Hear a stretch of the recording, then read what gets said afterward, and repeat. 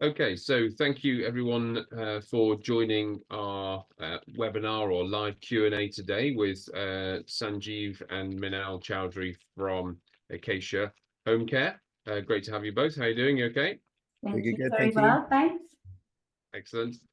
So yeah, the idea of today is just to give people who are watching either live or on the recording to a real insight to Acacia Homecare as a franchise opportunity, as a domiciliary care business as well. So if I could just start with you, Sanj and Mal, just introducing yourselves and how and why you set and started Acacia Homecare.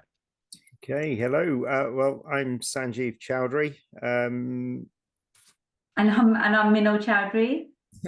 So we started Acacia Homecare way back in 2012. We actually started working on the whole project back in 2010 when unfortunately my father fell ill, and Minal was ready to give birth to our firstborn son, actually. And we just had a simple decision to make whether we were going to keep working in the city or whether we were going to try and do something ourselves and be able to spend a bit more time with our family. And that's when we came up with the idea of Acacia Homecare. I think we spent a good couple of years building the plan, putting it all together. And in 2012, beginning of 2012, we essentially opened the business. We found a care manager very early in the year, and put everything into practice. I think since then, we've had a steady and responsible growth. I think we've become a big part of the local community here in terms of where and who we provide care to.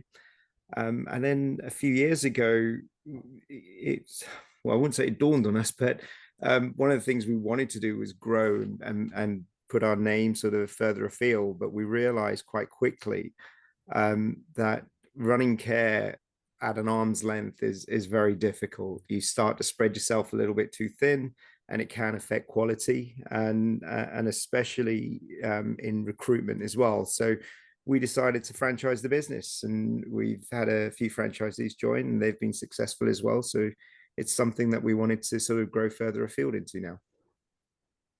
Okay, good. And so Sanj, you obviously came from a city business background. Yes. And decided to hang your boots up there and come into business with your wife. So Minal, what's your background and sort of entry into the care business? Absolutely. So I was in marketing. So I guess when we set up the business, it was quite collaborative between myself and Sanj. He had obviously the sort of the financial background, and he had that sort of aspect of it of in terms of the business side of things. And I guess I came in and I focused on the branding and the marketing aspects of the business, so that my previous background has given me a lot of the knowledge of that has helped build the brand that we have today. Yeah, I think I was the spreadsheet guy, as everyone calls me. Yeah.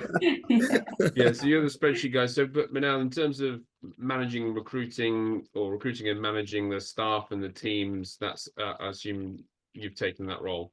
Absolutely, and into sort of built a model. So when we first set out the company, it was myself, Sanj, we had a care manager, and from there it was, well, how do we now build a team, build our brand. And in terms of recruitment and marketing, we've now actually got good system or a good model in place for both, where we sort of use that now to build, and then we can replicate that in other areas that we go to, and it's proved successful, especially when it comes to recruitment as well. Yeah. Okay, fantastic. So okay, that's a good intro to your backgrounds and how you started the business. You did that in 2010, 2011. So you've been running it for, like, say, over 10 years now. And then you took the view to franchise out the business. in a short description, Sanj, what do you think makes you guys different to any other sort of domiciliary care franchise businesses that are out there? I'd start by saying that every care company says that they're the best and they provide the best care and they hire the best carers and they give them the best training. And, you know, we'd probably be no different when we say that. We're really proud of our team and the care that we provide. But I think that the thing that the real key thing that makes us different here is our organizational structure. When care came out of the local authority about 20 years ago, and it started moving more to a private market, nothing really changed. It had the same, you know, team structure, the same operating structure. It was just rebranded as a private company. And to give some examples there, you know, that takes specific roles. Care coordinator, that every care company says, you know, is instrumental in the operation of their business. Well, we don't have care coordinators here. Why? Well, you know, the care coordinator role traditionally is someone who does the rotas, who's kind of second in command in terms of the care knowledge and the care professional, does pretty much everything in the business. But they've come from a care background, and this is no disrespect for someone from a care background, but it's when let's say they're doing the rota and all of a sudden there's no one available to do a specific care call. The care coordinator's natural instinct is to drop sort of tools and say, right, I'll go do the care call and come back. Well, then who's doing the care coordinator's role?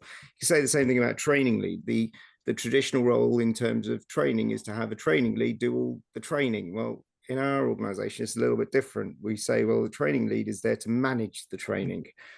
Similar in recruitment, you know, you don't have to be a care professional to do recruitment. You need to be a recruitment professional. So we've changed the organizational structure so that it's a management opportunity. We're managing the business and ensuring that everything is being done in the right and the most efficient way. And a question I always like to ask or ask people to ask care companies is, you know, when was the last time someone in your office went out to do a care call? Or even more importantly, when was the last time your care manager did a care call? And, you know, 99 times out of 100, you know, most people will say, oh yeah, it was very recently, or we do it sort of almost every week. But if you ask anyone in our team here, they'll say, well, we haven't done it.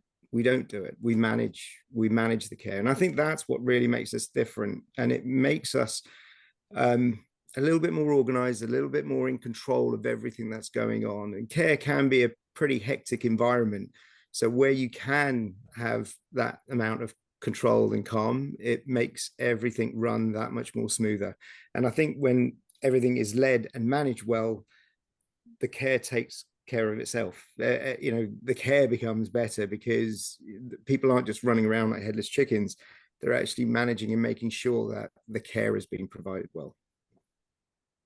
Yeah, okay, good. I mean, look, franchising is all about systems and processes. So having those systems and structure in place that you've tried and tested is obviously great for franchisees to take on. And that's good that it's different to others and you know, it's proven to work, which is great. You're absolutely right. You say systems, and that's what we tried to build here, is a business that's reliant on systems and processes and not individuals. I think you asked sort of Minal earlier about, you know, you're doing the management side of things as well. Yes, we did, but we've got to a point now where we've got a management structure in place below us that can manage the business more day to day. And really what we're there for is more direction now. Minal, is that fair to say? Right, absolutely. Yeah. I mean, I think day to day now, our role is more to just ensure those systems and processes are in place and that they've been managed well. We don't get really involved in the day-to-day operations because we've built that team here who we can trust and you know, we can provide them with all the tools that they need to just, you know, get on with those day-to-day things. And so we're able to focus more on the business strategy and the future of the business. Yeah, which is where you've decided to, you know, to grow and get Acacia in different parts of the country, different corners of the country, is to do that through franchising. And now you've got the time because you've set your business up so well you've got the time to give others to help replicate that success. Absolutely. Exactly. Okay, fab. So one of the questions that came in, which is a question that we're often asked, or I'm often asked as someone speaking to potential franchisees, is how do you get customers? And I guess now from the marketing side of things, again, you've no doubt got a system for your franchisees to follow to get customers. So do you want to give us a quick overview of how you get customers? Yeah, I mean, most of our when we say how do we get our customers, I think the biggest thing what we do is networking. It's building relationships with the local community, and that could be anyone from the public, but also the professional services out there, such as your social services and hospitals, and it's not just, oh hi, we're here, but it's actually, and we've got this model in place on how to build those relationships and what we do, and there's a structure to it. It's not just, oh let's just stick our finger in the air and let's just try over here. There's a big strategy in place that we have, and how to maintain those relationships as well. There's many different ways that we market through social media, but again, I think our biggest focus is on our networking and building those relationships within that community. I think it's really important also to say is what we define as a customer, and our business is predominantly private. So when we say what is a customer, essentially it's someone that we say that we directly engage with, an individual. So we also get from social services where we don't do local authority work, but they will recommend private customers to us, and also what we call direct payments as well. And that's where the local authority will give a budget to an individual and say, right, off you go and spend it on care. So that's a private customer. And as Minal said, it's all about building those relationships where people will refer work to us. But there is another side of it, which is more of a longer term sort of customer recruitment process, which is through the marketing that Minal's saying, and the social media and the engagements in the community. And I don't want to be flippant about it, but getting the customer isn't really the difficulty. There's enough people there looking for care. It really there's other bottlenecks in through recruitment. I'm sure that question, I know we've got one of those questions coming up as well, but it really is about maintaining that presence in the community, the relationships, and the constant marketing messaging that we're getting out there. Yeah. Is it, I think in business, you've got a business and you've got a service. The more people that you tell about it, the more people that know about it, the more sort of messaging and communicating you do about it with the right people in the right sort of areas, it is only going to benefit you. So yeah, I get that. You've got a marketing methodology within that networking model, and also because it's private, it doesn't mean that you don't exclude yourselves from those local authority connections, because they're still going to open doors for you at some point. We do over get, time. we do get referrals, but we're actually, what we now are seeing is direct referrals. So people are seeing us, like Sam said, on the social media and through our marketing. And a lot of that then comes directly to us. So, it may not be the hospital discharge teams and things like that, but actually it will be the public coming directly to us, which, speaks volumes in what we're doing. Okay, great. Well, that's good. Thank you for that. So another question which people ask as well, and have asked, is in the care sector, you hear a lot of stuff on the news, and I think because it's got a political edge to it, the news kind of pushes it maybe beyond reality at times. So from you guys working in the care sector, domiciliary care sector, what are your biggest challenges to running and growing the business? Min will probably answer this, Yeah. because the top three are recruitment, and then probably recruitment. Absolutely. I'll let Min answer this. Yeah, you know, look, just like we said with the customers, look, you know what, with customers, that isn't our biggest challenge. It is recruitment. And what you hear in, you know, in the media and out there about sort of the social care sector, absolutely, you know, we are constantly recruiting. That's the biggest focus of our business.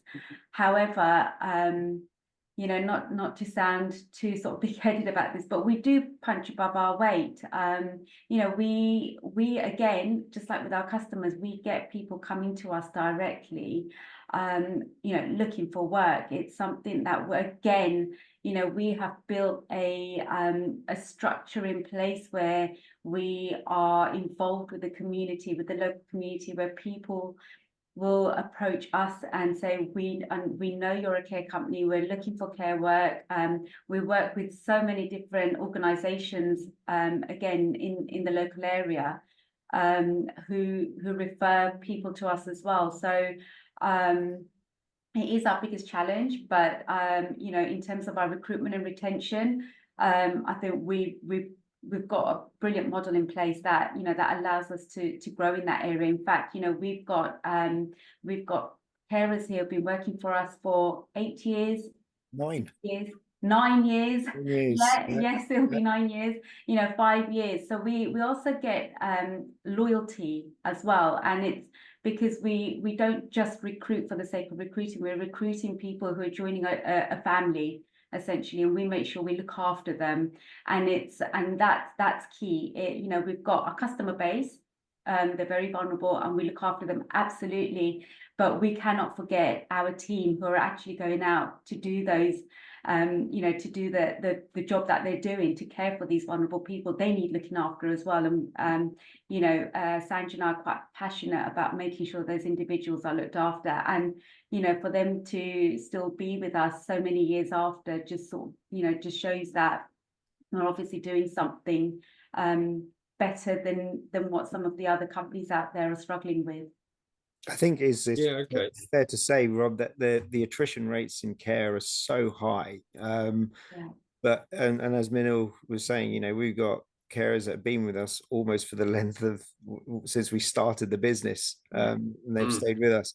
And you won't find many job adverts that we put out. It's not done through just sticking out job adverts and hoping that the right person's going to come to us. It's all done through the messaging and the marketing that we do to have people find us. And it's an element that we call direct engagement.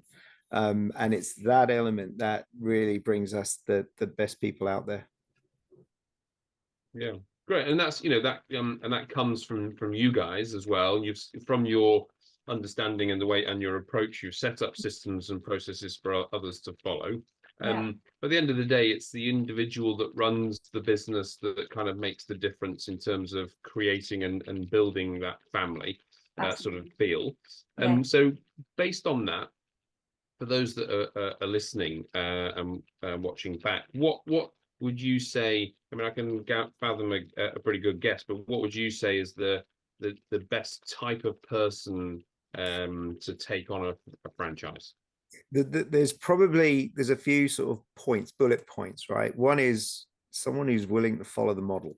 As I said, our model is different to others, to other care companies, and you know, there's always a tendency for someone to go, well, look, this is the way I've always done it, and this is the way that I should do it. Well, no, we really want people who are going to kind of embrace what we've done and look at what we've done and have an open mind. And I think that, you know, I love the comment, which is, what's the point of having a mind if you're not willing to change it, right? So you may have done something for a number of years, but this is the Acacia model. And I think the other big thing that we really look for in a franchisee is someone with bags of energy. Is, you know, it's your business. No one is going to build and grow your business like you will. So that person needs to have those bags of energy. And I think the third thing really is they want to get into this sector, and for the right reason, should I say, because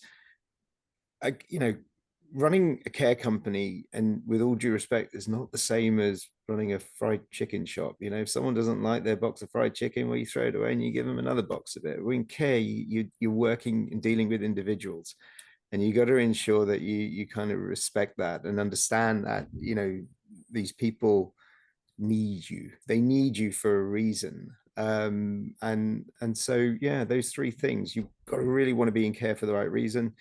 You've got to you know, bags of energy, and yeah, I think those are really the key things. Then I following. think, Yeah, no, that. can I just add one more? Sorry, I've got Yeah, one please more. do. I Yeah. think it's the commitment to it as well. Yeah. You know, the like Sam says, you know, it's not just you need to have the passion for it, but also you want to be able to be there. You know, it's not a part-time role, it is a full-time role, and it's something that, you know, you need to have the passion and the dedication for as well. And look, Yeah, totally. I think it's financially viable. It's a good business model. You know, you will get those things, but you'll only get that out if you put the required effort in. Yeah. Yeah, I think you're so right. The 100% or 110% commitment. You know, you want to be bouncing out of bed every morning to drive this business forward. You know, we all say in franchising, the best franchisees are the ones who work hard at following the system, because the system is in place for a reason. So, you know, why change it? Actually, just work hard at following it, and then the results will come. Yeah. So and actually the best franchisors are the ones that have the well-being of their franchisees at the forefront of everything they do. You know, so it's your job to care for them and their job to work hard and follow the system. But at the same time, they need to be that outgoing individual. They need to have the dedication and the passion, you know, for it as well. If you really enjoy what you're doing as an individual, as a business owner, then that filters down into your employees, and your filters down your employees to the care that they deliver. So, which then builds your reputation. I think your guys at sort of 11 years, no, well, more. I don't know how long was it? Yeah. 12 years you've been going or whatever. You know, you've got that momentum now. And you've got that presence, because it doesn't take, you know, it takes a long time. These things don't happen overnight, so it takes time to build that. But the great thing with franchise model and the Acacia model, for sure, is that you've got all that infrastructure and support and process in place, so you can hit the ground running. And it's worth adding, Rob, you know, my background, like you said, was the finance in the city. I used to value things like power stations and, you know, gas storage facilities. And it could be further away from care if I tried, but it didn't necessarily mean I couldn't run this business with enthusiasm and energy. There are some, you know, there's some really good transferable skills between a lot of sectors and what we do. What we mean by that kind of, you know, passion for care is it's your product. You've just got to have a passion for the product that you're providing. Yeah, totally. No, totally agree with that. Right. Okay. Other question that's come up is sort of how long does it take to get into business and started? You know, it's always that thing. I've got to, you know, I want to get started. I've got something, you know, or an idea in mind. But from the point that someone says, okay, I want to do it, you think they're right for it as well. So we sign on the dotted line. There's obviously a long list of jobs to do and things to do. So just take us through that journey. Look, you can do it in as little as a few weeks, but I wouldn't really recommend it. You know, you're rushing a lot of things. You're probably looking anywhere between sort of 3 to 6 months, just to ensure everything is in place and you have you know, good understanding of everything that you're going to be sort of responsible for. So there's a lot of tasks, you know, finding a care manager, that'll probably be the one that takes the longest amount of time. Got to get an office, you got to start the CQC registration process, you got to make sure all your you know, your the logistics are in place. There's a whole host of things, and we've got all of that listed out in a sort of project plan. And one thing I do like to do with the franchisees is just ensure that they fully understand each aspect of it. It's like, you know, you're building a house. You don't just want to throw everything up in one go and then go, well, how did we put that wall up? You just want to make sure that you know everything is in place. So you'd say, as little as a few weeks, although I won't recommend it, but more typically 3 to 6 months. And the big cornerstone is that is recruiting a good care manager. Yeah, and I believe that you work with, as soon as the franchisees sort of signed their deposit and given their initial commitment, and you to them as well, the care manager's the first kind of thing on the list. So let's get that in motion so we can really get moving. Absolutely, yeah. I'd even say, even if you're thinking about running a care company now, your best bet is to be thinking about finding that care manager right now as well. Yeah, and one other thing to mention in terms of timescale is, and people are probably aware that the CQC registration can take a lot of time. But I believe there's a way of sort of jumping ahead of that while the CQC is in place. What's that? Yeah, so for those who don't know, the CQC, Care Quality Commission, they're around as the regulators. They accredit us to be able to provide a regulated service, which is personal care. And there's a number of hurdles and hoops that you got to kind of get through to ensure that you can do that yourself. So we have this kind of way of working through our own registration. So even though you're sort of building and starting your business and getting your office in place and getting a care manager, etc., if you were to get a customer, you can operate it under our registration. Technically, it would be our customer, and we would have to supervise it, but there's no reason why you couldn't get going as soon as you find your first customer. And then once you get your registration, that customer would essentially then just be transferred to your registration and insurance and those sorts of things. Okay, good.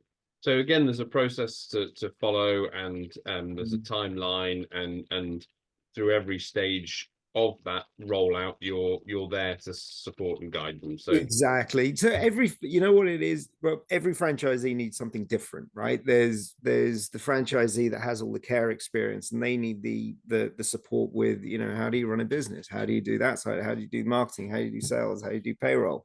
And then you get sort of care franchisees who maybe have an understanding of business, but don't have the strongest understanding of care. And so our support will be more in line with, okay, here's how you put all the policies and procedures that we have into place, into action. So it is kind of tailored to the individual. It's not sort of one size fits all. But yeah, we're there as much and or as little as franchisees need. Yeah. Okay, good. So we've talked about setup, structure, marketing, best sort of types of franchisees. How about I was looking at my questions was I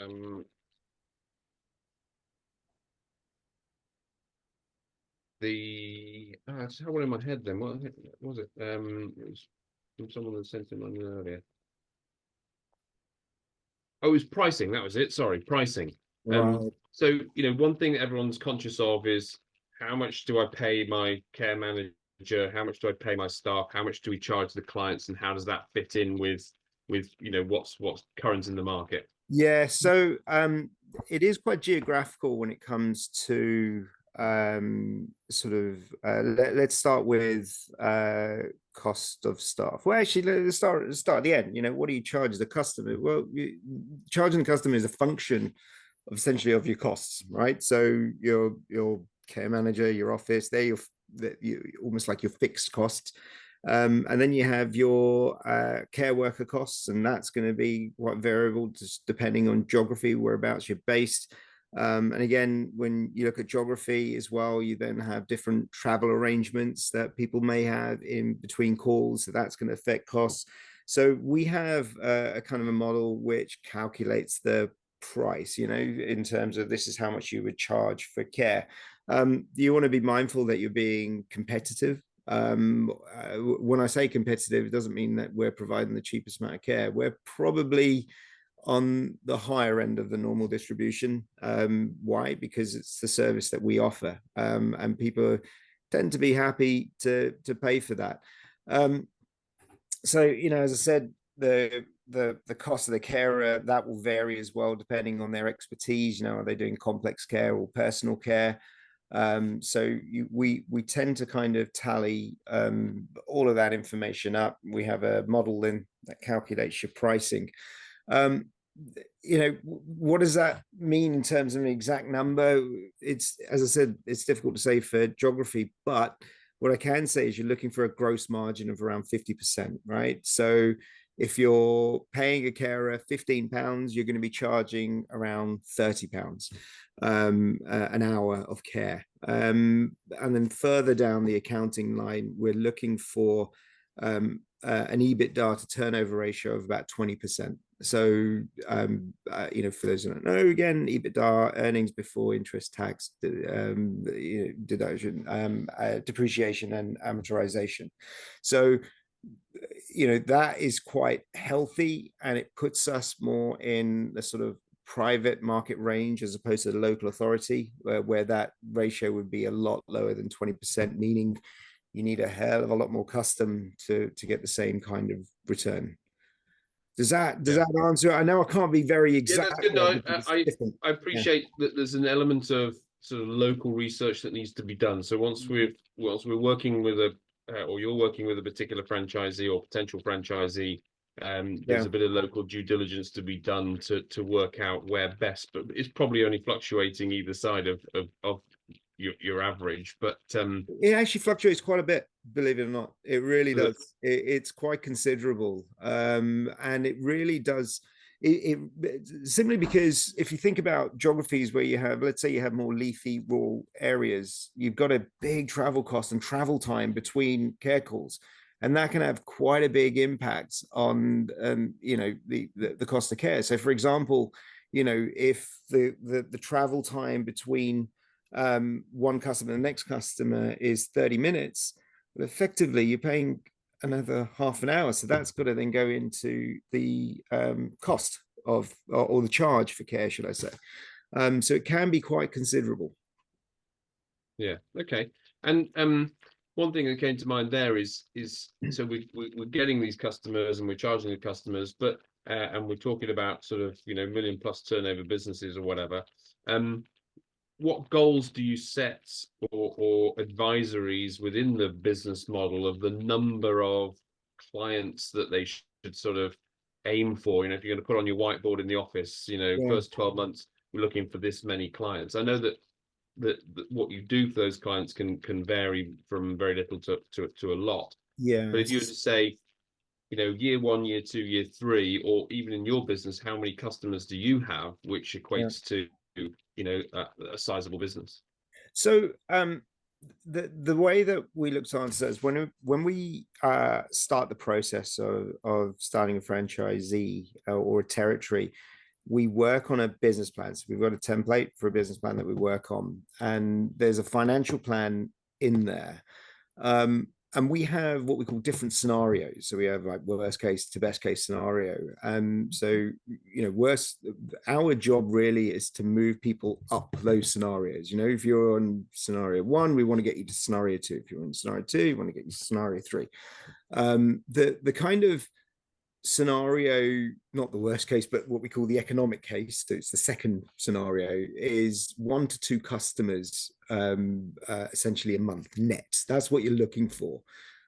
What does that equate to in terms of how much care that we provide? Well, the average customer essentially has 10 hours of care, right? So you're looking for about 15 hours of care per week, per month, is what you're looking to add every month, essentially. The best case scenario is probably about 4 customers a month. Why is that best case? Well, am I saying we're selling ourselves a bit short? Well, no, because like we said, you've got to recruit for this. You've got to make sure that you're getting staff coming in, and good staff as well. So it takes time to recruit them. It takes time to train them and induct them. And it takes time and effort to ensure that you have, good, solid care plans in place for those individuals. So that's what you're looking for. Anywhere between 1 to 4 customers a month is what you're really sort of looking at. In terms of number of customers to get to about that million, I think it was £1 million turnover you're asking. You're looking for about 65 to 70 customers on average, somewhere around there, plus or minus a few, depending on the type of care that you're providing. And you know, it's more than achievable, really, and it will take you know, a few years to get there, but it's definitely achievable. Yeah, and once you get there, you get to you sort of have that, say, 60, 70 customer base, and obviously Mm. some drop off and some come on, but you keep a fairly steady Absolutely, and average. you know, we didn't talk about this in terms of territories, but another thing that we've done, which is a bit different to other care providers, is rather than these big monolithic territories, we've broken the land up into essentially pockets. And initially, we'll say 2 to 3 pockets equals a territory, and that, you know, typically is about sort of 400,000 population, which is a bit bigger than others because we felt we need space for franchisees to grow into. And then, you know, if you per pocket, you could probably look at achieving about a million turnover per pocket. I mean, it's ambitious, but there's no reason to say that you couldn't. In fact, we do that here in just one pocket. We have over 1 million turnover for that. And then, you know, people want to grow beyond that. Rather than having to take on a whole new territory, you can take on additional pockets, which makes it a lot easier to kind of grow into. And yeah, you'd have to look at your org structure in terms of building the team to do that, but it's a lot easier than saying, well, we'll take on another big territory. Yeah, and the numbers that you're dealing with, sort of 65, 70 customers from a sort of 400,000 population. That's total population, I'm assuming, isn't it? So yeah, but so total population, there'll be a certain percentage of those that will be over 65. But even, you know, the number of customers you're looking for isn't like the whole population of over 65. So no, you've got no. lots and lots to go at, which You'd be doing again, very well if you had the whole population over yeah, 65. yeah, you'd be pretty busy. You'd be pretty busy. Yeah. So yeah, so it's very achievable within the and territories was one of the questions I had sort of queued up next was you know, how they're structured and what that gives you, because everyone wants to know, and some people say, oh, I want the massive territory because massive territory equals you know, more customers, more money. So but the more concentrated it is, and you've got these pockets, which gives people more than enough opportunity to a run one business and you know, b grow into even bigger. Absolutely. You got that, you know, we didn't want it too big because when we started franchising, as we said, one of the things that we found was if you try and go too big, you start to find yourself spread too thin, right? And we didn't have the organizational structure to allow us to do that. So when we changed it into these pockets and building this organizational structure, you're then able to then move into other areas. Okay, good. So I think we're sort of getting close to some of the final questions. I've got one more to bring in about finance. Sorry, what... Rob. Sorry, can I just cut in there? There is something else that I'd like to say about territories, and it might be quite interesting for anyone who's listening and looking at, you know, different franchisors. Sorry.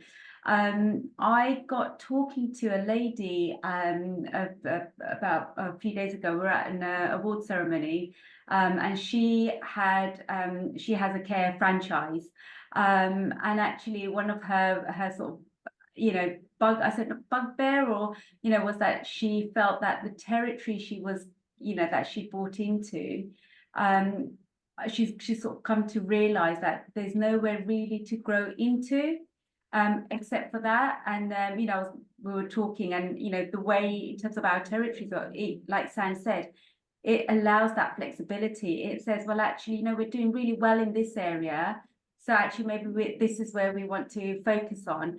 And that's the other difference, is that, you know, our franchisees are able to do that. And you know, having spoken to this lady where she was saying, actually, there isn't now anymore, I want to move into this area, but it doesn't fall under my territory.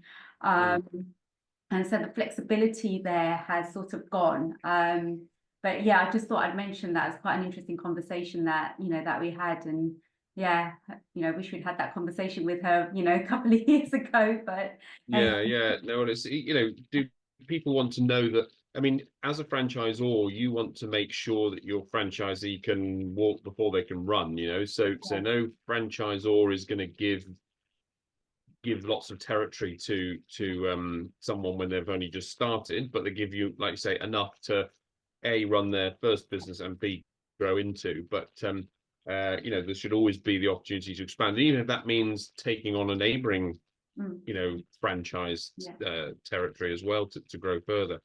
So yeah, definitely possible, which is great. So just before I go on to the finance question, one thing I was going to ask you, Manal, just to chip in with is, you know, you do a lot with all the staff, and you do a lot on the marketing side of the social media, and there's lots of fun things that happen. So, you know, there is that not necessarily requirement, but certainly helps build build the enjoyment of being part of your Acacia team. So do you want to give us a little bit of a highlight of the sort of things that you do with your staff, and the sort of things that you know, you have a giggle with occasionally? Yeah, absolutely. I mean, you know, yes, we're a business, and, you know, yes, we're professional, but you know, like we said, you know, coming back to sort of the recruitment and retention, and, you know, having a loyal staff base, we make sure that, you know, there are things that we put into place, you know, things like events that we run for customers, Christmas parties for our staff. We also do, and, you know, make a big point about this is, you know, making sure that we start to nominate ourselves for awards. Again, you know, yes, it's great for marketing. It's, you know, it's great exposure, but it also means that we get our teams out in the field involved as well. You know, you've got care staff in domiciliary care. You know, your staff are out there, they're not really in the, you don't see them every day. You've got your team in the office, but you've also got care staff, and, you know, they've got to feel like they're part of something as well. And, you know, it might all sound quite costly, but in all honesty, you know, you can do this at you know, a lot of things at a minimal cost. You can, you know, it's more about the enjoyment factor. You don't have to spend hundreds and thousands of pounds, or even, you know, even hundreds of pounds on anything. It can be done, it's doable, and it really does have a big impact on you know, just boosting morale, staff morale, as well. It's worth saying, you know, we try and celebrate everything for our team. So if it's a birthday, we celebrate. If it's an anniversary, we celebrate. If they got an award, we celebrate it. I mean, I'm saying you know, we've had staff that have won awards as well, and sort of regional and national. And it's really nice for them to get that. Min was saying they were at an awards dinner on Friday. Was it Friday now? Friday Yeah, night, Friday gone. And one of our staff members won a holiday for two, which is really nice. So you know, it's things like that. We do you know, our annual Christmas video that we put out as well, where we try and get as many of the team and staff involved in, and just, you know, it's all a bit tongue-in-cheek and having a bit of fun. And I think Minal's right. And you know, we've got an international group of people as well, you know, so we have things like, you know, bring a dish day, where you bring your own, you know, cultural dish or whatever it is. You know, we try to integrate, and we really do make it fun. And, you know, it's all out there on social media. You can see it. It's, you know, if you follow Facebook or Instagram, you know, have a look, check it out, you know, see what we do. It's it kind of takes away from the whole, okay, we're in care, and, you know, there are things that, you know, you hear stories out there, but we've kind of, you know, highlight the sort of the fun aspects of it, the good aspects, you know, the fun stuff that we do, even with the community. You know, we work with a lot of charities as well, and, you know, we get involved with things like that. So, you know, and it doesn't have to be anything relating to the care sector. There can be different charities that can offer something else. So there's lots of opportunities.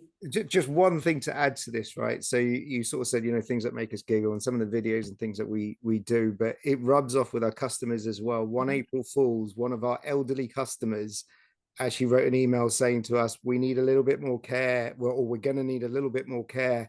I've just found out I'm pregnant. And actually the whole office fell for it. We were like, how on earth has that happened? And it's sort of, you know, it's not just us and the carers. We have that relationship with our customers as well. It's a lot of fun. Yeah. No, it's good. And look, the idea of people getting into business for themselves, as you made that choice, as you said right at the beginning, you know, you've gone into business for yourselves to have the flexibility, have the work-life balance, work hard and get the results, but also to have fun and enjoy yourself. You know, you need to do that, and everything that you guys do and have done and continue to do is stuff that rubs off on the franchisees, because they say, oh, they can hear, oh, that worked really well for their team, so why don't we give that a go? And absolutely, you know, that's it's all the advantages of being part of a network to sort of take on the things that have worked for others. Yeah, exactly. And the beauty of it is, you know, like you say, it's not reinventing anything. We've done it, we've been there.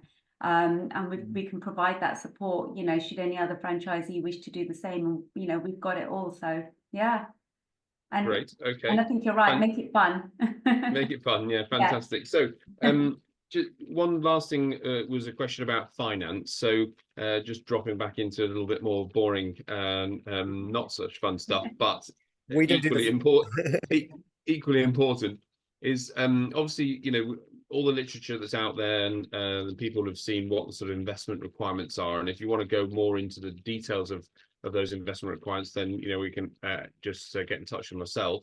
But in terms of accessing finance, you know, it's not uncommon to access finance to buy a business. You know, it's very similar to buying a house, put a deposit down, borrow the rest from the banks. It's that's how financing a business is done. If you, even in some cases where people have all the money required, it's sometimes still okay and probably good advice to take a bit of funding, let the business pay back the funding, so you keep your kind of cash in another safe pot for rainy day stuff, or whenever you know, you might need it. So financing is not something that you should sort of run away from, and the options are there for you. So, you know, we work, the franchising centre and Acacia work closely with the government business startup loan, which is, you know, a good way of getting, certainly if there's two people involved in the business, you can both get up to £25,000 unsecured, 6% over 5 years. So, you know, in terms of the rates, that's as good as you get out there.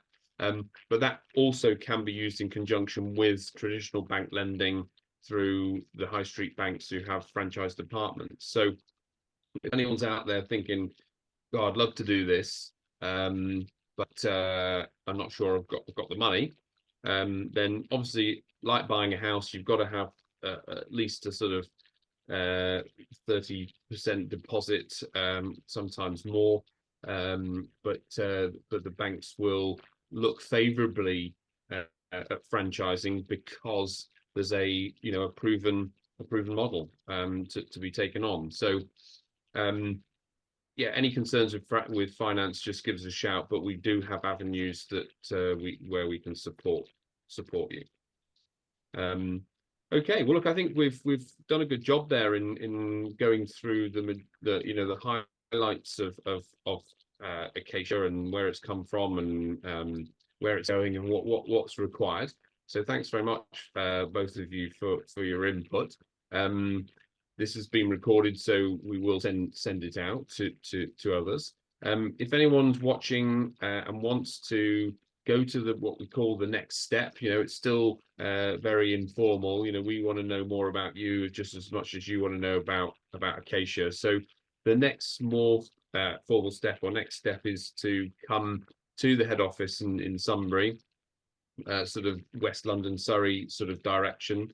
Come and spend 2 or 3 hours, meet the team, go through some more detailed numbers, and you know, just really explore every aspect. No one's asking for any obligations, but the next step really, it's again a bit like buying a house. You don't buy a house without going to see it and walk around it, touch and feel it. So that's what the next stage is to do.